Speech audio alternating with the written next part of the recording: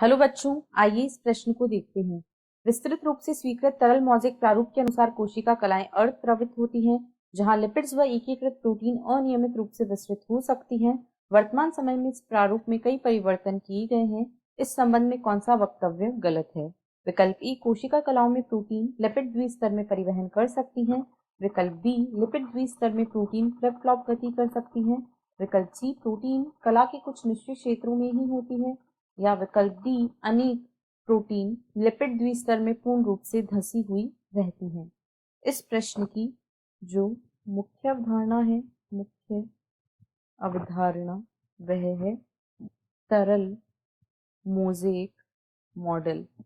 तरल mosaic model, यहाँ पर हम देखेंगे कि जो कोशिका कला से संबंधित तरल मोज़ेक मॉडल है वह क्या है, उसके मुख्य बिंदुओं को यहाँ पर हम देखेंगे। तो यदि तरल मोज़ेक मॉडल की बात करें तो यह एक सर्वमान्य मॉडल है जिसे सिंगर व निकोलसन नामक वैज्ञानिकों के द्वारा प्रतिपादित किया गया था।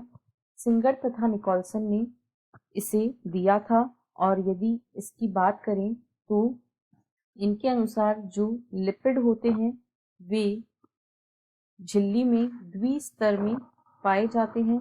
यहाँ पर लिपिड का द्विस्तर पाया जाता है और लिपिड जो होते हैं ये मुख्य रूप से फॉस्फोलिपिड होते हैं, जिनका एक सिरा जलरागी तथा दूसरा सिरा जल विरागी होता है। यहाँ पर कुछ कुछ स्थानों पर प्रोटीन पाई जाती हैं।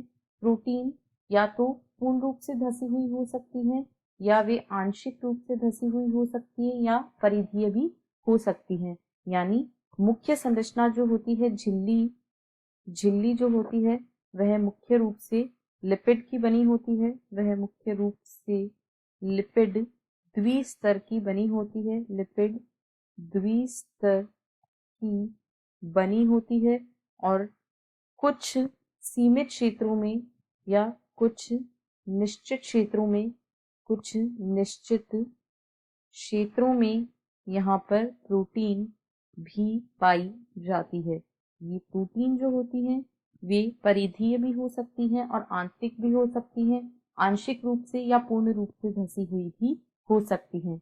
यदि गति की बात करें तो यदि हम यहाँ पर बहुत सारे लिपिड के अणुओं की संरचना को बनाएं तो यहाँ पर हम देख सकते हैं कि जो प्रोटीन होती है, यहाँ पर हम देखें कि जो प्रोटीन होती हैं वे लिपिड द्विस्तर में, या यहाँ पर हम प्रोटीन बनाएं तो ये जो प्रोटीन होती हैं ये इस प्रकार एक ही लिपिड स्तर में गति कर सकती हैं, परंतु ये एक लिपिड स्तर से दूसरे लिपिड स्तर में गति नहीं कर सकती हैं।